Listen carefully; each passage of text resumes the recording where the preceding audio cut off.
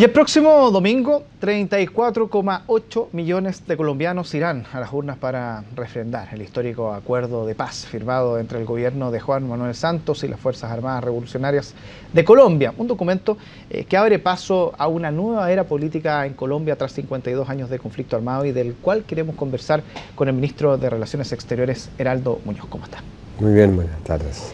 Primero, dentro de esta larga historia, usted lo que ha podido analizar, ver, contemplar con antecedentes en mano, ¿cuál es el principal hecho que caracteriza lo que acaba de ocurrir como un hecho histórico y que va a trascender? Yo creo que antes de ayer en Cartagena fue un día memorable porque puso fin a una guerra, a un conflicto armado de 52 años en Colombia. El último conflicto de la Guerra Fría, algunos han dicho, pero el único conflicto armado en nuestra región.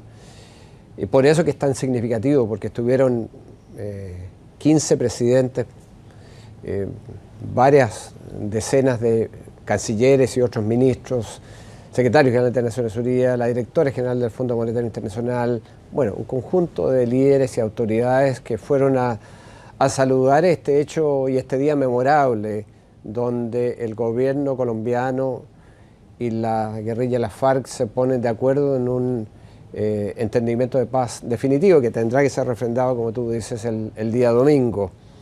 Y esperamos que sea positivamente porque ha sido un trabajo arduo.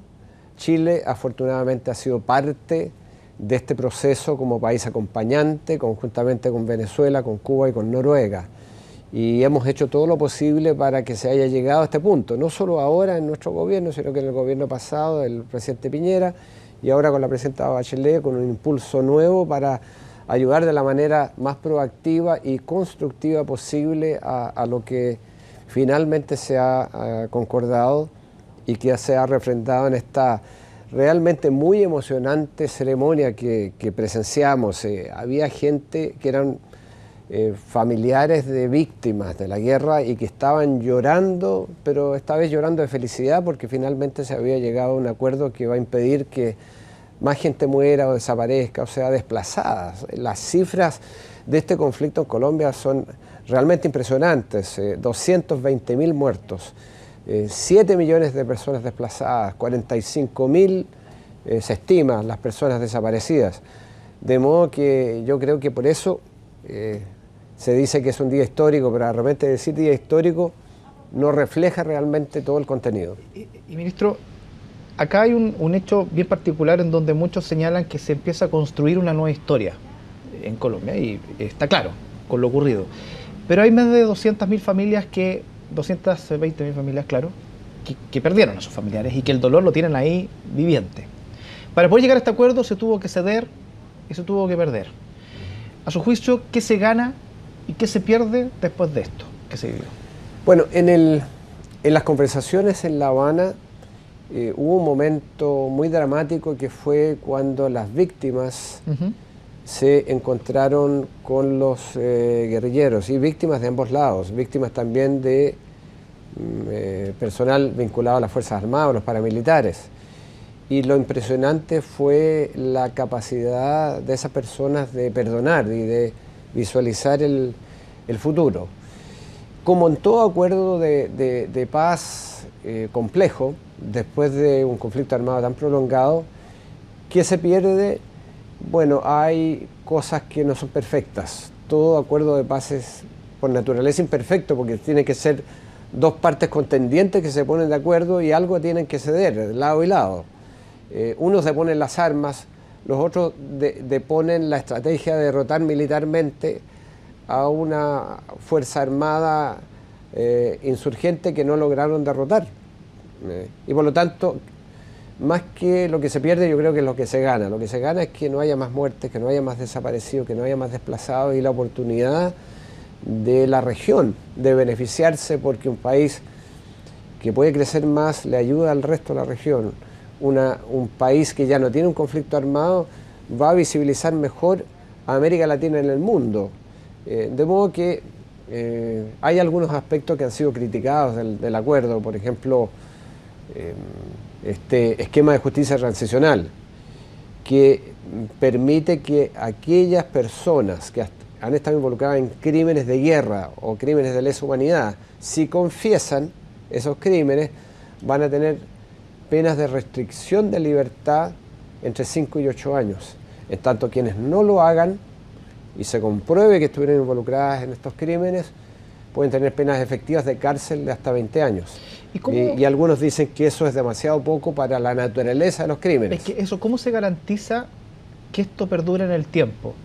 Hay un esquema.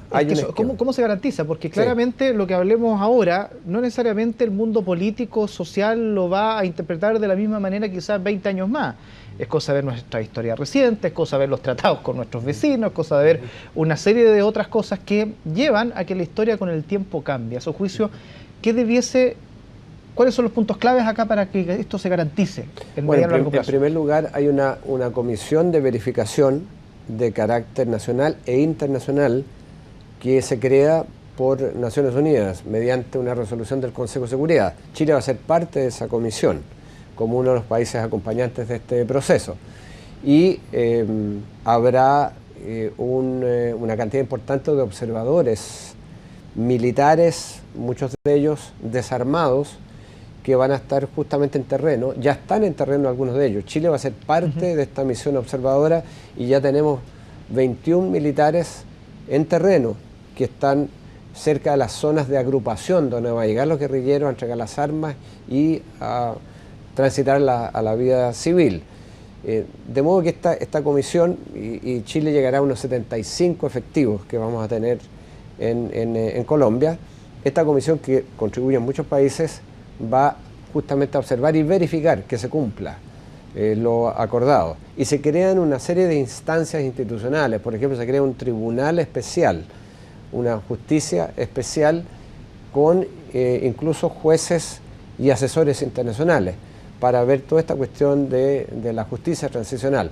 Y además se crean fondos para invertir en la reforma agraria. Hay un financiamiento para que los guerrilleros se puedan integrar a la vida política y productiva con proyectos concretos.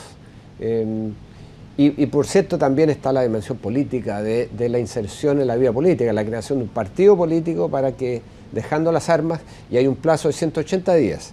A partir de la firma, anteayer, del acuerdo en Cartagena de Indias, corren 180 días. Después de los 180 días no puede haber ninguna arma en manos de la guerrilla. Y a partir de ese momento se van a dictar un conjunto de leyes que incluye la participación política, la creación de un partido político y en las primeras elecciones. Si las FARC no llegan a un 3% de los votos, van a tener asegurado 5 asientos en la Cámara de Diputados y 5 en el Senado. Así que la estructura es compleja y yo espero que se cumpla.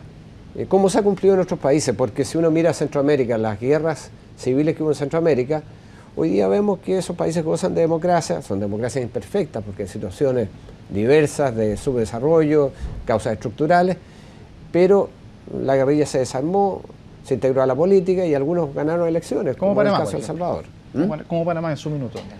Como El Salvador, digamos, quizás el mejor ejemplo. Ahora, ministro, es que llama la atención que se haya llegado a un proceso de paz tan potente, independiente, insisto, de lo que venga en adelante, con un conflicto tan complejo, versus, por ejemplo, lo quiero llevar a un tema muy puntual que ocurrió durante esta jornada en la relación Chile-Bolivia, donde el canciller David Choquehuanca señaló que quería ir al Consejo de Derechos Humanos de la ONU para que ellos hagan un informe referente a los derechos humanos y el trato que se le da a los trabajadores transportistas en el norte de nuestro país. Primero, para aclarar estos puntos, ¿se puede ir al Consejo de Defensa de Derechos Humanos de la ONU para que se desarrolle un informe?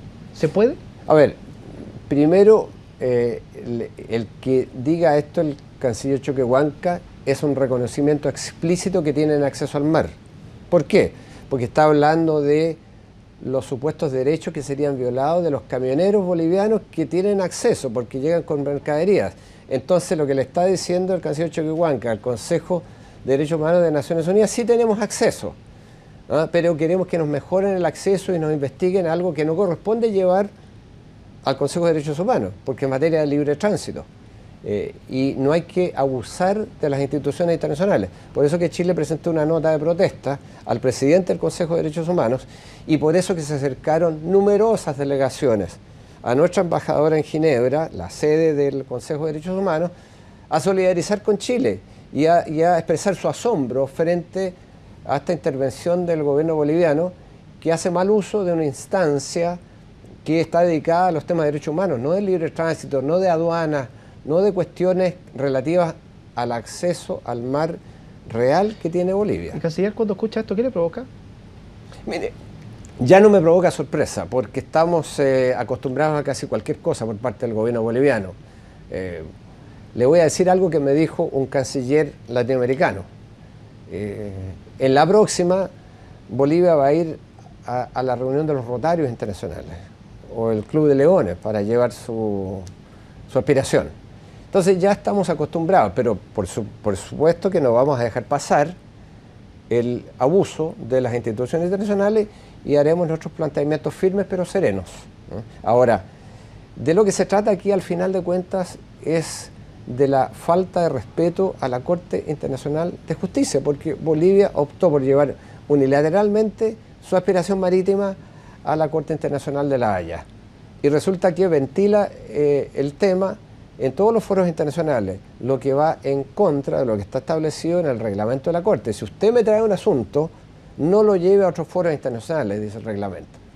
De modo que la Corte tomará debida nota de esto. Y nosotros somos respetuosos de la Corte. Por eso es que cuando demandamos a Bolivia, como lo hemos hecho, por las aguas del río Silala, lo preparamos seriamente, con nuestros expertos, sorprendimos a Bolivia porque no se esperaban una demanda que fue hecha con profesionalismo, con reserva, y lo llevamos a La Haya y no vamos a ir a ventilar el derecho que tenemos a las aguas del río Silala, un uso equitativo y razonable, como dice el derecho internacional, a ningún otro foro que no sea la Corte Internacional de Justicia. O sea, esto cuando Choquehuanca habla no le quita el sueño ya. No me quita el sueño para nada, para nada. Y mire, yo creo que la comunidad internacional se está dando cuenta de esto. Y hay una suerte de fastidio, de dicho aburrimiento con el uso indebido que hacen de los organismos internacionales.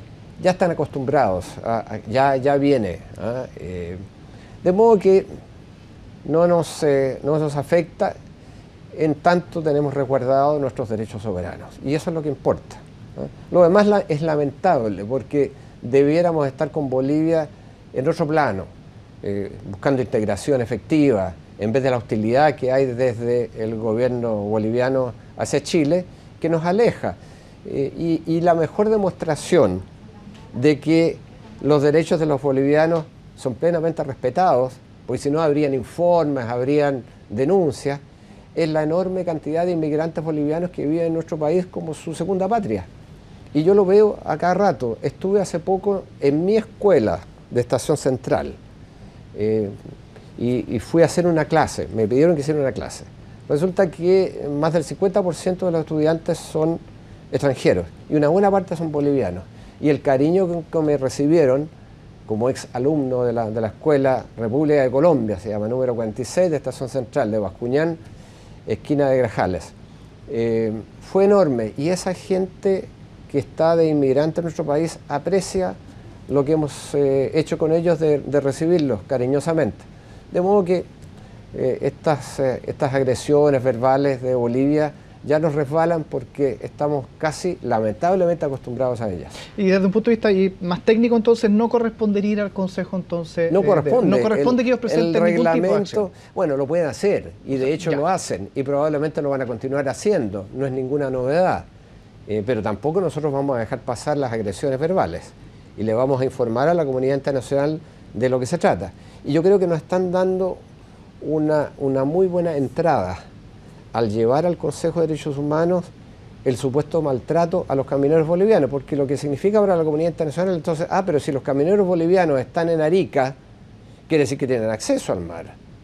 Porque como no, un país enclaustrado que no tenga acceso, claro que tienen acceso por tratado, y llegan todos los días, y son miles de camiones, y el 80% del puerto de Arica es utilizado por Bolivia. Y eso yo creo que les va a quedar más en claro a los países que escuchan estas denuncias y que se preguntan, ¿pero cómo? ¿Tienen o no tienen acceso? Si me dice que son camioneros que van y vienen a cada rato y son maltratados, supuestamente, pero tienen acceso entonces, no es que no tengan acceso al mar. O sea, no es una acción que debiese perdurar dentro del Consejo y menos que tenga repercusiones para Mire, Chile. no lo sé, no sé qué intenciones tendrán, pero nosotros hemos hecho nuestro planteamiento muy firme, con serenidad y con argumentos, sin hostilidad, como corresponde a un país serio. Ministro, muchas gracias por estar junto a nosotros. Que esté muy bien.